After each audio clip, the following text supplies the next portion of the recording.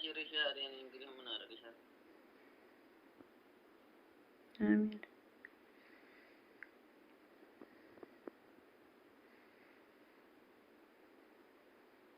አላሻለሽማ ትይኝ ተሆነ ዝም ብለሽ ነኝ። ናቱን ዱንያ ናቱን መርኡ ዱንያ መርኡ ናት።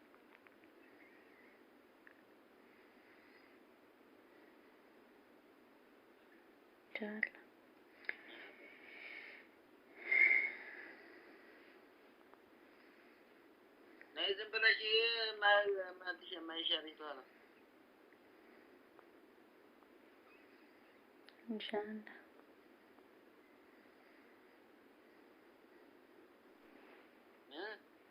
መታከሙ ነው። ምን ፋይዳ አለው መንጣቱ?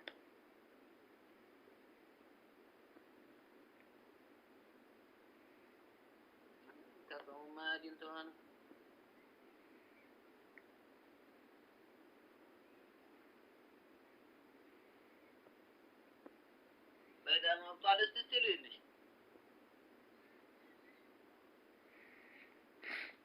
ታውቃለህ፣ እግሬን ሲያመኝ የሆነ ይጨንቀኛል የምር።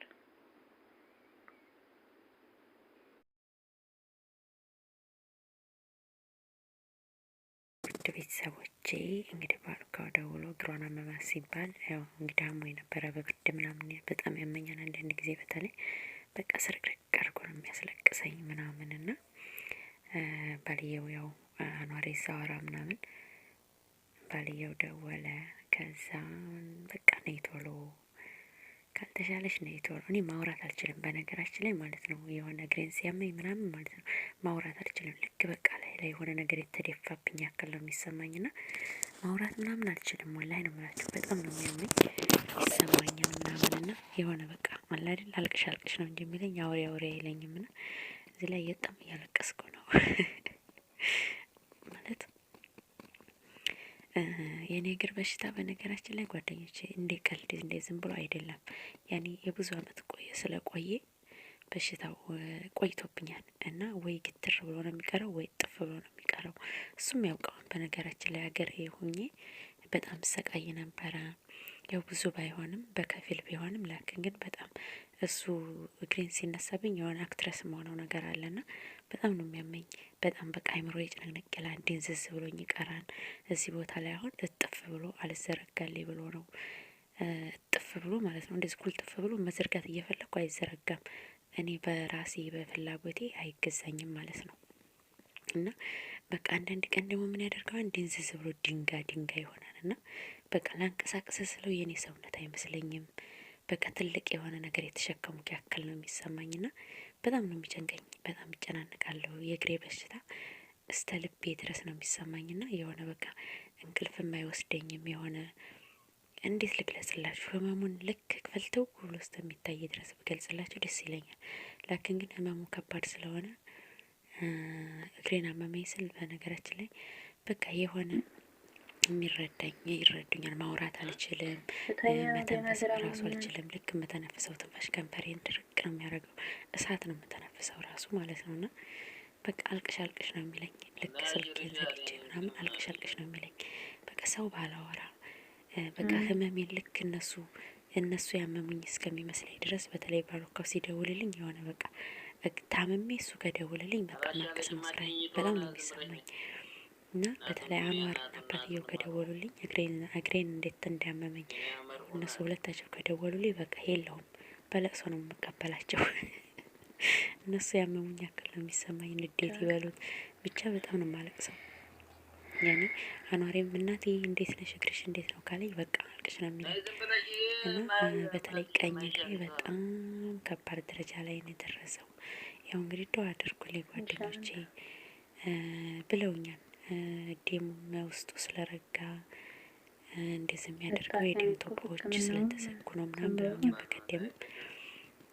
ስለዚህ ምንም ማድረግ አይቻልም። እሱ ያመጣውን እሱ እስከሚመልሰው ድረስ ምንም ማድረግ አልችልም። ከጭንቀትና ከሀሳብ አላህ ያውጣኝ።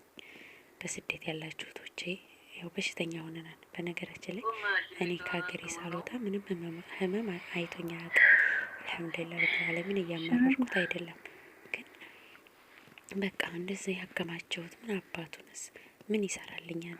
በቃ ሌላ አክትረስ ውስጥ ነው የምገባው፣ ሌላ ሀሳብ ውስጥ ነው የምገባው እና በጣም ነው የሚሰማኝ። በቃ የሆነ ጭንቀት የሆነ ነገር ጨንቋቸው አያውቅም፣ የሆነ ተሰምቷቸው አያውቅም። በቃ እንደዛ ነው የሚሰማኝ ና እንዴት ልንገራችሁ፣ በጣም ከባድ ነው። እኔ በስመ እግሬን ብቻ ነው የሚያመኝ ላለሁ እንጂ ማለት ነው የእግሬ በሽታ እስከ ልቤ ድረስ ሰውነቴን በሙሉ ነው የተቆጣጠረኝ ማለት እችላለሁ። ምክንያቱም የምተነፍሰው ትንፋሼ እሳት ነው እና የሆነ ከንፈሬ ድርቅ ነው የሚለው፣ ምግብ ቤቢ አይለኝም። በቃ ምግቡ ምሬት ነው እና ከባድ ነው ከባድ ነው።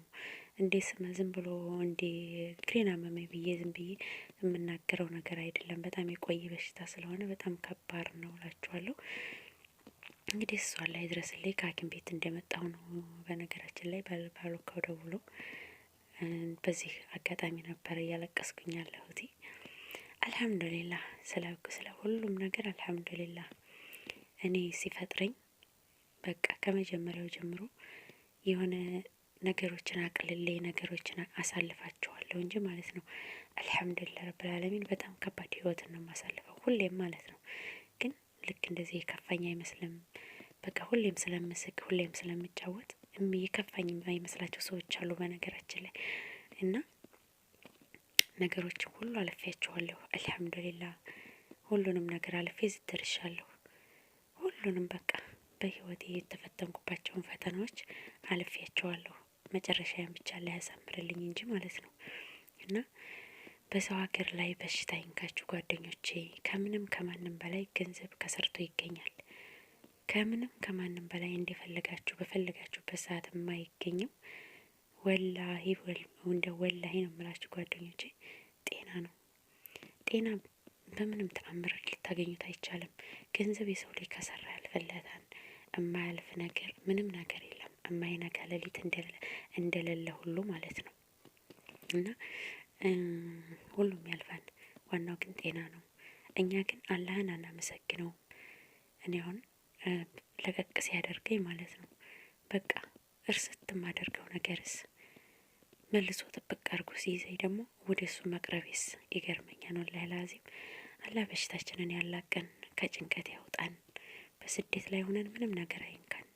ምክንያቱም ስደት ከባድ ነውና የእውነት ለመናገር ማረፍ እንኳ ብንፈልግ ማረፍ የማንችልበት፣ መተኛት እፎይታ የምንልበት፣ ህመማችንን የምናዳምጥበት ቦታ ጊዜ የሌለን ምስኪን ስደተኞች ነንና እሱ በምህረቱ እሱ ባዘንተው እሱ